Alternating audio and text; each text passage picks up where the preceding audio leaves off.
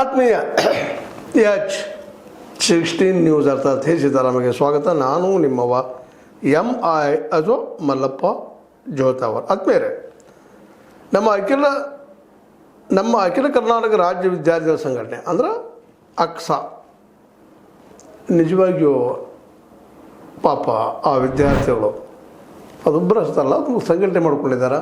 ಇನ್ನೂ ಅನೇಕ ವಿದ್ಯಾರ್ಥಿಗಳಿದ್ದಾರೆ ಇವತ್ತಿನ ಈ ನಿರುದ್ಯೋಗ ಸಮಸ್ಯೆಯಿಂದ ಒದ್ದಾಡ್ತಾ ಇದ್ದಾರೆ.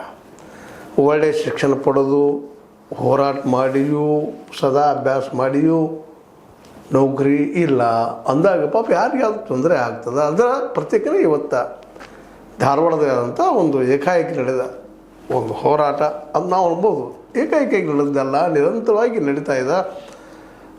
ಕಳೆದ 6 ತಿಂಗಳನ್ನು ನಾವು ಹೋರಾಟ ಮಾಡ್ತೀವಿ ಅದಕ್ಕೆ ಅಂತ ಬಂದರೂ ಅವಕಾಶ ಕೊಟ್ಟಿರಲಿಲ್ಲ. ನಿನ್ನೆ ಶಿರದೆದ್ದಂಥದ್ದು ಇವತ್ತು ಅದು ಇವತ್ತು ನಮ್ಮ ಆಳುವವರಿಗೆ ಒಂದು ಎಚ್ಚರಿಕೆ ಕರೆಗಂಟೆಯನ್ನು ಕೊಟ್ಟದ. ಎಲ್ಲಿವರೆಗೆ ತಡೀತಾರಪ್ಪ ಯುವಕರು? ಗ್ವಾಡಿ ಎತ್ತುವರೆಗೆ ಅಂತ.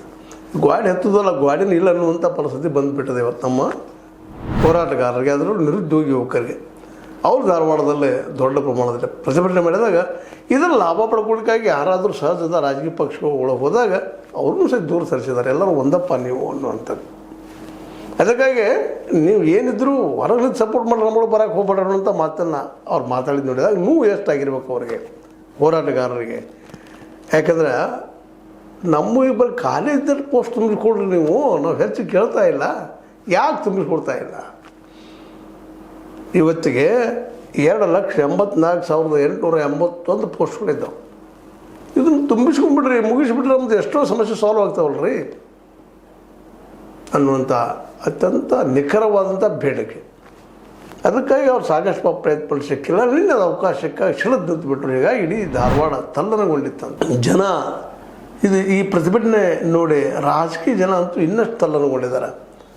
ಏನೂ ಆಗಲಿಕ್ಕಿಲ್ಲ ಅನ್ನುವಂಥದ್ದು ಒಂದು ಸಾಮಾನ್ಯ ಎಲ್ಲರೂ ತಿಳುವಳಿಕೆ. ಇತ್ತೀಚೆಗಂತೂ ಏನಪ್ಪ ಹೋರಾಟಗಳು ನಿಷ್ಪ್ರಯೋಜಕಪ್ಪ ಅನ್ನುವಂಥ ವಾತಾವರಣ ನಿರ್ಮಾಣ ಆಗಿಬಿಟ್ಟದ. ಅದರಲ್ಲೂ ಮೋದಿಯವ್ರ ಸರ್ಕಾರ ಬಂದ ಮೇಲಂತೂ ಸ್ಟ್ರೈಕ್ಸ್ ಎಲ್ಲ ಏನು ಮಾಡಿದ್ರು ಏನೂ ಸಾಧ್ಯ ಇಲ್ಲ ಅನ್ನುವಂಥ ಪರಿಸ್ಥಿತಿ ಜನ ಸಾಮಾನ್ಯ ಬಂದಿದ್ದಾರೆ. ಬ್ಯಾಂಕರ್ಸ್ಗೆ ಹೋರಾಟ ಮಾಡಿದರು, ಶಾಲಾ ಶಿಕ್ಷಕರಿಗೆ ಹೋರಾಟ ಮಾಡಿದರು, ವಿದ್ಯಾರ್ಥಿಗಳು ಹೋರಾಟ ಮಾಡಿದ್ರು. ಯಾವುದಕ್ಕೂ ಯಾವುದೇ ಒಂದು ಸ್ಪಂದನೆ ಇಲ್ಲದಾಗ ಅದರಲ್ಲೂ ಕೆಲವೊಂದಿಷ್ಟು ಕ್ವಶನ್ ಪೇಪರ್ ಔಟ್ ಆಗಿದ್ರ ಬಗ್ಗೆ ವಿರೋಧ ಮಾಡಿದರು ವಿದ್ಯಾರ್ಥಿಗಳು, ಪ್ರತಿಭಟನೆಗಳು ಮಾಡಿದರು. ಉದ್ಯೋಗಕ್ಕಂತೂ ಈಗ ಪ್ರತಿಭಟನೆ ಸ್ಟಾರ್ಟ್ ಆಗಿದೇನು ಇಡೀ ಆಲ್ ಓವರ್ ಇಂಡಿಯಾದಲ್ಲಿ ಈಗಾಗಲೇ ಪ್ರತಿಭಟನೆಗಳು ನಡೀತಾವೆ ಇದ್ದಾವೆ. ಅದರ ಒಂದು ಪ್ರತ್ಯೇಕ ಧಾರವಾಡ, ಕೇವಲ ಇದು ಧಾರವಾಡ ಕಟ್ಟೆ ಸೀಮಿತ ಇಲ್ಲ, ಇಡೀ ಆಲ್ ಓವರ್ ಇಂಡಿಯಾದಲ್ಲೇ ನಡೆದದೆ ಇದು. ಬಿಹಾರದಲ್ಲೇ, ಉತ್ತರ ಪ್ರದೇಶದಲ್ಲೇ, ಅದೇ ಕಡೆ ಮಹಾರಾಷ್ಟ್ರ ಇರ್ಬೋದು, ಇನ್ನುಳಿದ ಕಡೆಗಳಲ್ಲಿರ್ಬೋದು, ಎಲ್ಲ ಕಡೆಯೂ ಇವತ್ತು ಪಾಪ ಯುವಕರು ಉದ್ಯೋಗ ಇಲ್ಲದ ಬದುಕ ಎಲ್ಲ ಏನಾಗಿಬಿಟ್ಟದಪ್ಪ ಅಂದರೆ ಇವತ್ತು ಏನು ಭಯಂಕರವಾಗಿ ಅವರು ಅಲ್ಲಾಡೋ ಸ್ಥಿತಿಯೊಳಗೆ ಆಗಿ ಹೋಗ್ಬಿಟ್ಟದ. ಇನ್ನೇನು ಪ್ರೊಫೆಷನಲ್ ಕೋರ್ಸ್ ಮಾಡಿದವರು ಮಕ್ಕಳು ಏನೋ ಒಂದು ಉದ್ಯೋಗ ಮಾಡಿಕೊಂಡು ತಮ್ಮ ಬದುಕು ಕಟ್ಕೊಳ್ತಾ ಇದ್ದಾರೆ. ಆದರೆ ಅದನ್ನು ಕಲಿಬೇಕಾದ್ರೆ ಖರ್ಚ ಬಡ ತಂದೆ ತಾಯಿಗಳಿಗೆ ಸಾಧ್ಯನೇ ಇಲ್ಲ. ಇವತ್ತು MBBS ಓದಿಸ್ಲಿಕ್ಕೆ, BE ಓದಿಸ್ಲಿಕ್ಕೆ ಎಷ್ಟು ಜನ ತಂದೆ ತಾಯಿಗಳಿಗೆ ಸಾಧ್ಯ ಇದೆ? ಅದರಲ್ಲೂ ಪ್ರೈವೇಟ್ ಕಾಲೇಜುಗಳಲ್ಲಿ ಇಟ್ಟಂತೆ ಓದಿಸ್ಲಿಕ್ಕೆ ಸಾಧ್ಯನೋ ಅಲ್ಲ, ಸಾಧ್ಯನೇ ಇಲ್ಲ ಅನ್ನೋಂಥ ಪರಿಸ್ಥಿತಿ ಅದು.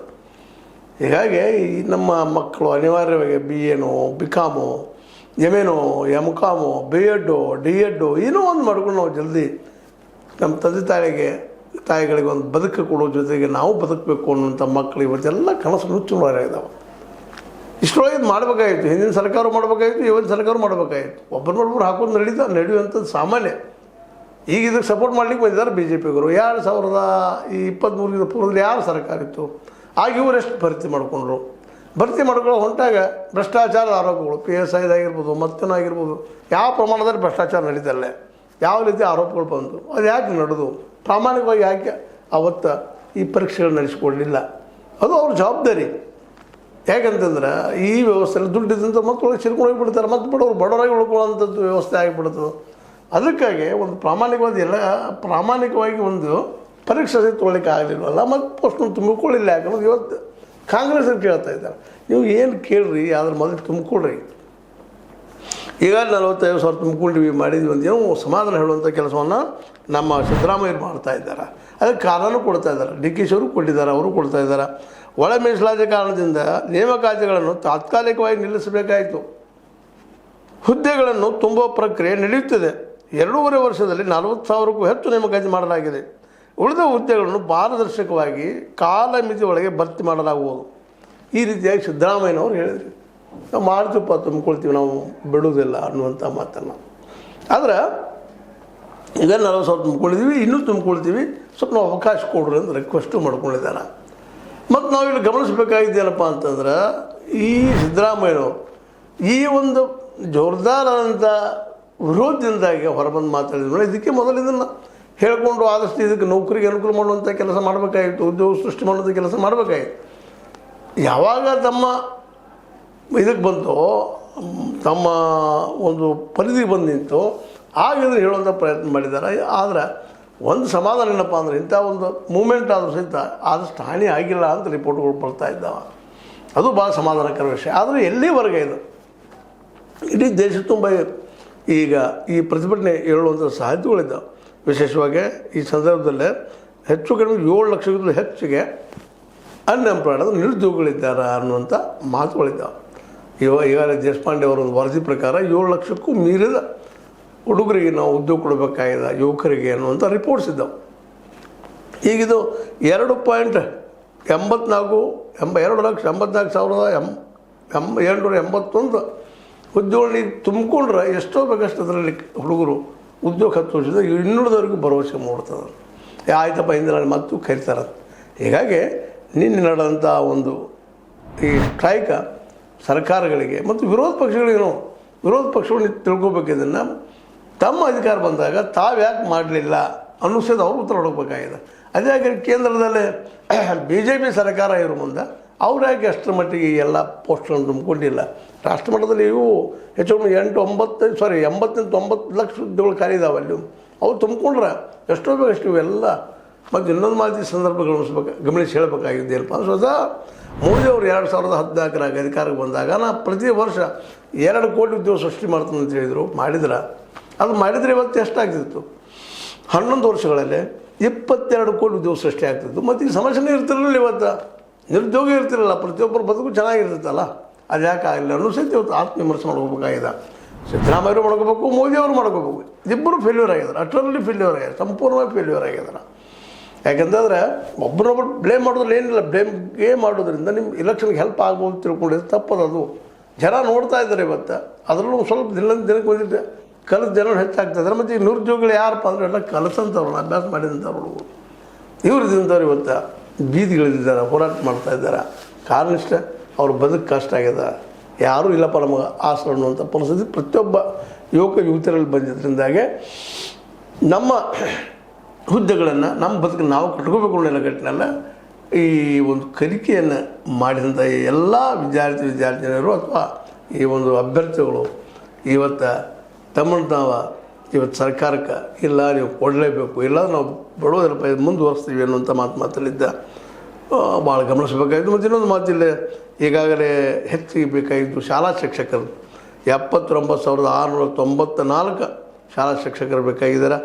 ಆರೋಗ್ಯ ಮತ್ತು ವೈದ್ಯಕೀಯ ಇಲಾಖೆಯಲ್ಲಿ 37,572 ಮತ್ತು ಒಳಾಡಳಿತ 22,188 ಮತ್ತು ಉನ್ನತ ಶಿಕ್ಷಣಕ್ಕೆ 13,599 ಜನ ಬೇಕಾಗಿದ್ದಾರೆ. ಇನ್ನು 11,020 ಹಿಂದುಳಿದವ್ರಿಗೆ ಮೀಸಲದ. ಮುಂದೆ ಹಿಂದುಳಿದ ವರ್ಗದಲ್ಲಿ ಮುಂದೆ ಕಂದಾಯ ಇಲಾಖೆಯಲ್ಲಿ 10,267, ಗ್ರಾಮೀಣಾಭಿವೃದ್ಧಿಯಲ್ಲಿ 10,504, ಇತರೆ ಇಲಾಖೆಗಳಲ್ಲಿ 93,437, ಒಟ್ಟು 2,84,881 ಹುದ್ದೆಗಳು ಖಾಲಿ ಇದ್ದಾವೆ. ಇವುಗಳನ್ನೆಲ್ಲ ತುಂಬಿಕೊಳ್ಳುವಂತಹ ಕೆಲಸವನ್ನು ಇವತ್ತು ಸರ್ಕಾರ ಮಾಡಬೇಕಾಗಿದೆ. ಮಾಡಲಿಲ್ಲ ಅಂದರೆ ಈ ಹೋರಾಟ ಇನ್ನೂ ತೀವ್ರ ಆಗುವ ಸಾಧ್ಯತೆಗಳಿದ್ದಾವೆ. ಯಾಕಂದ್ರೆ ಅವ್ರಿಗೆ ಈಗ ಅಂತ್ಯ ಬಂದಂಗೆ ಆಗಿದ್ರಿ, ಬದುಕೇ ಇಲ್ಲ ಪಾಪ, ವಯಸ್ಸು ಆಗ್ತಾಯಿದೆ ಎಲ್ಲ ಮಕ್ಕಳದು. ಅದಕ್ಕೆ ಇವರೇನು ಸಮಾಧಾನ ಮಾಡೋ ಕೆಲಸ ಮಾಡಿದ್ದಾರೆ. ನಾವು 5 ವರ್ಷ ರಿಲ್ಯಾಕ್ಸೇಷನ್ ಕೊಡ್ತೀವಿ ಅಂತ ಸಿದ್ದರಾಮಯ್ಯನವರು ಇದು ಬಾಯಿ ಮಾತಿದ್ದು ಆದಷ್ಟು ಜಲ್ದಿ ಎಲ್ಲ ಪೋಸ್ಟು ತುಂಬಿಕೊಂಡ್ರೆ ತಾತ್ಕಾಲಿಕ ಒಂದು ರೆಮಿಡಿ ಸಿಗ್ಬೋದು. ಆದರೆ ಪರ್ಮನೆಂಟ್ ರೆಮಿಡಿ ಈ ಸರ್ಕಾರದಿಂದ ಸಾಧ್ಯ ಅನ್ನೋ ಒಂದು ಪ್ರಶ್ನೆ ಇಲ್ಲದ. ಏನೂ ಆಗಲಿ, ಏನೂ ಇಲ್ಲಂದಾಗ ಏನೂ ಇಷ್ಟದಲ್ಲ ಅನ್ನೋ ಸಮಾಧಾನ. ಆ ದಿಶೆಯಲ್ಲೇ ಇವತ್ತು ನಿರುದ್ಯೋಗಿಗಳು 7 ಲಕ್ಷ ಮೇಲ್ಪಟ್ಟಿದ್ದಾರೆ ಅಂತ ಹೇಳ್ತಾ ಇದ್ದಾರೆ ಯುವಕರು. ಅವರಿಗೆಲ್ಲ ಉದ್ಯೋಗ ಸಿಗುವಂಥದ್ದಾಯ್ತಪ್ಪ ಅಂದರೆ ನಿಶ್ಚಿತವಾಗಿಯೂ ಕರ್ನಾಟಕ ಅಭಿವೃದ್ಧಿ ಹೆಜ್ಜೆ ಆಗ್ತದೆ ಅನ್ನೋದು ಭಾಳಷ್ಟು ಜನರ ಅಭಿಪ್ರಾಯ. ಏನೂ ಇರಲಿ, ಈ ನೇಮಕಾತಿಗಾಗಿ ಏನು ಈ ಸ್ಟ್ರೈಕ್ ಆಗ್ಯದ ಇದೇ ರೀತಿ ನಿರುದ್ಯೋಗ ಹೆಚ್ಚಾಗ್ತಾ ಹೋದರೆ ನಿಶ್ಚಿತವಾಗಿಯೂ ಇದು ಪೆಟ್ಟು ಬಿಡೋದು ಮುಂಬರುವ ಸರ್ಕಾರಗಳಿಗೆ ಅನ್ನೋದನ್ನು ಎಲ್ಲರೂ ನೆನಪಿಟ್ಕೊಂಡು ಆ ದೇಶದಲ್ಲಿ ಹೆಜ್ಜೆ ಇಡಲಿ ಅನ್ನುವಂಥ ಮಾತು ಮಾತಾಡ್ತಾ ಏನೋ ಇರಲಿ ಈ ನೇಮಕಾತಿಗಳು ಜಲ್ದಿ ಇಲ್ಲ ಅಂದರೂ ಶಾಲಾ ಶಿಕ್ಷಕರದಂತೆ ಇನ್ನೂ ಜಲ್ದಿ ಆಗಲಿ ಅನ್ನುವಂಥದ್ದು. ಯಾಕಂದ್ರೆ ಸಹಜವಾಗಿ ಅದು ಮಕ್ಕಳ ಶಿಕ್ಷಣಕ್ಕೆ ಮೇಲೆ ಹೊಡೆತು ಬೀಳ್ತಾ ಇದೆ. ಇದರಿಂದಾಗಿ ಅದರಲ್ಲೂ ಅತಿಥಿ ಶಿಕ್ಷಕರು ಅತಿಥಿ ಉಪನ್ಯಾಸಕರಿಂದಾಗಿಂತ ಪಾಪ ಮಕ್ಕಳಿಗೂ ಸರಿಯಾದ ಪಾಠ ಇಲ್ಲ, ಕಲಿಸೋರಿಗೂ ಬದುಕಿಲ್ಲ ಅನ್ನುವಂಥ ಸ್ಥಿತಿ ನಿರ್ಮಾಣ ಆಗಿದೆ. ಪರ್ಮನೆಂಟ್ ಆಗಿ ತೊಗೊಳ್ಳೋಂಥ ಕೆಲಸ ಆದಷ್ಟು ಎಲ್ಲ ಒಂದು ಇಲಾಖೆಗಳಲ್ಲಿ ಆಗಲಿ ಅಂತ ಹೇಳ್ತಾ, ಇಲ್ಲಾಂದರೆ ಇಂಥ ಒಂದು ಹೋರಾಟಗಳು ಮತ್ತು ಮೇಲ್ಮೇಲೆ ಬರೋದಂತೆ ಸಾಧ್ಯತೆಗಳು ಹೆಚ್ಚಾಗಿ ಆಗ್ತಾ ಇದ್ದಾವ. ಇದನ್ನು ಎರಡೂ ಸರ್ಕಾರಗಳು, ಕೇಂದ್ರ ಮತ್ತು ರಾಜ್ಯ ಸರ್ಕಾರಗಳು ನೆನಪಿಟ್ಕೊಂಡು ಇದಕ್ಕೆ ಪರಿಹಾರ ಹುಡುಕಲಿ ಅನ್ನೋ ಮಾತಾಡ್ತಾ ಈ ಆಕ್ರೋಶ ಶಮನಕ್ಕೆ ಈಗ ಜಲ್ದಿ ರಿಕ್ರೂಟ್ಮೆಂಟ್ ಮಾಡಿ ಅಥವಾ ಆಯ್ಕೆ ಮಾಡಿ ನೇಮಣಿಕೆ ಮಾಡೋದು ಭಾಳ ಆದ್ಯ ಕರ್ತವ್ಯ ಅಂತ ಹೇಳ್ತಾ ಆ ದಿಶೆಯಲ್ಲಿ ಸಿದ್ದರಾಮಯ್ಯನವರು ಹೆಜ್ಜೆ ಇಡ್ಬೋದು ಮತ್ತು ಹೇಗೆ ಹೇಳಿಕೊಟ್ಟಿದ್ದಾರೆ ಅನ್ನೋ ಒಂದು ಭರವಸೆ ಇಟ್ಟ. ಇದು ನಿಮಗೆ ಲೈಕ್ ಆಗಿರ್ಬೋದು. ಲೈಕ್ ಮಾಡಿ, ಶೇರ್ ಮಾಡಿ, ಕಮೆಂಟ್ ಮಾಡಿ, ಜೊತೆ ಸಬ್ಸ್ಕ್ರೈಬ್ ಮಾಡಿ. S16 ನ್ಯೂಸ್ ಅರ್ಥ ಸಿದ್ದರಾಮಯ್ಯ ಸತ್ಯದ ಕೈಗಳಲ್ಲಿ ವಂದನೆಗಳು.